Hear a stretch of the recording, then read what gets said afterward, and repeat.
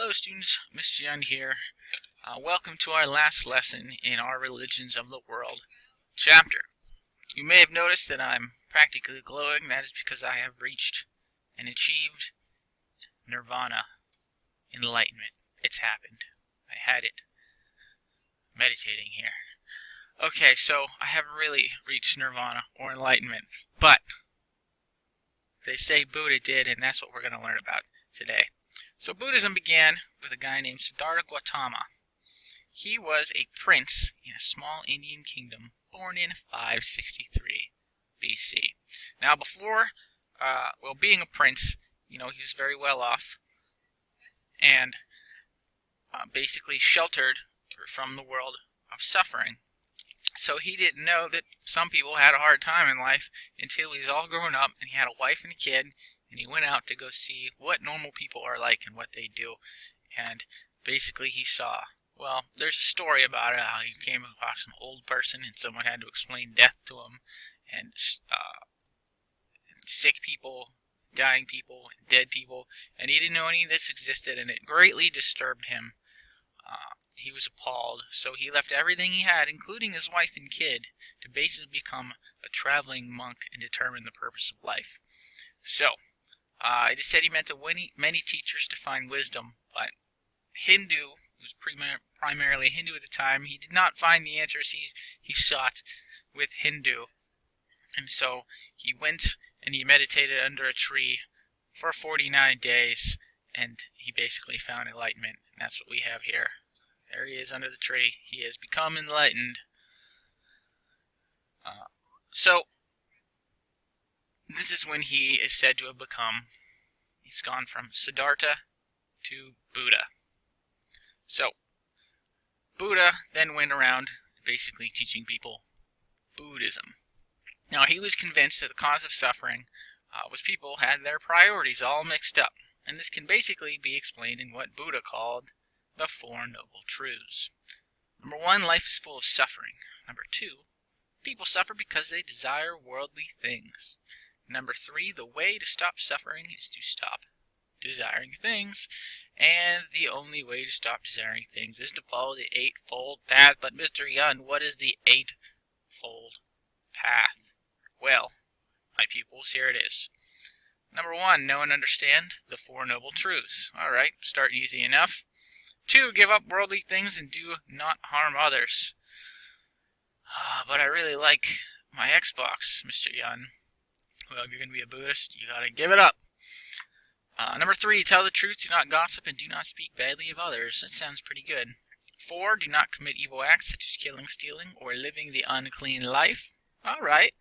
5, do rewarding work. Sounds good. 6, work for good and oppose evil. Sounds pretty nice. 7, make sure your mind keeps your senses under control. It's kind of like, don't be excessive. And 8, practice meditation to see the world in a new way. And that is really, those noble truths and Eightfold Path are very much the core of Buddhism. Now, once a person had freed themselves from all worldly desires, they reached nirvana. And nirvana is not like a place like, hey, I finally reached, Ontario, Canada, or whatever. It is a state of being, a spiritual state of perfect peace and happiness. Now, Buddhists, like Hindus, believed in reincarnation, but thought that the cycle of rebirth could be ended by following the Eightfold Path. Buddhism attracted many of the lowest status people in India. They liked that they could die and not be reborn, having to make it like ladders. Like in Hinduism, it's like a ladder. You get born if you were good. You go to a higher status and higher status and higher status until you basically achieved your dharma and, make it to heaven.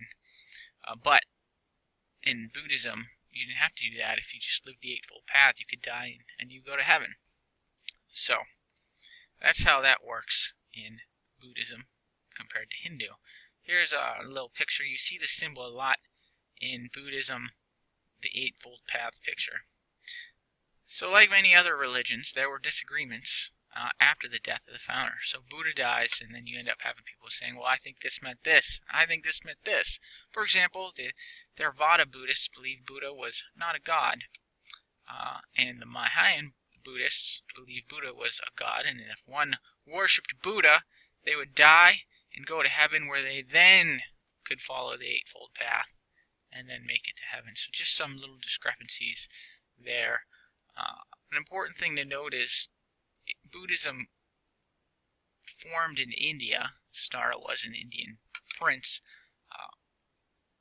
but it didn't stay there as a majority. It spread out a lot. And another thing to note is they weren't big on the whole Indian caste system, like the legal structure of social status.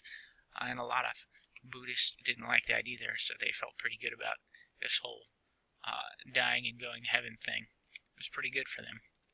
So that's Buddhism in a nutshell. Important thing to note, the little fat chubby Buddha that you see, like when you buy little Buddha statues, isn't this Buddha. It's some kind of mess up that happened throughout history. So that's not the real Buddha. This is real Buddha. See, he's just a thin guy, not a chubby, happy Chinese god like the fat one is. So that's what we have for today. And then you have your quiz here.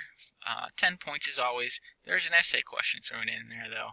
May or may not be asking you to compare reincarnation from Buddhism and Hindu.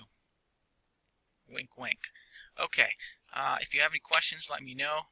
Otherwise, we're going to prepare for our end of chapter assessment tomorrow. Then take it. Have a wonderful day.